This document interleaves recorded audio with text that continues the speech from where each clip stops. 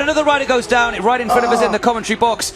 And monster crash. He loses the rear and over the top he goes. And sorry, Roger, I made you jump there. You nearly high-sided in front of me. That was a big crash. Because, you know, with the rain like that, as soon as he kind of drops down the banking a little bit, it stepped out and tossed him.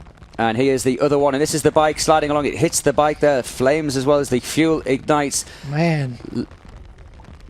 He gets up on his feet because, watch this, this is quick thinking. He can see his bike now on fire and no marshals there yet. You've got to put something on it to put it out. That's quick thinking. Riders, as you can see on screen, are okay.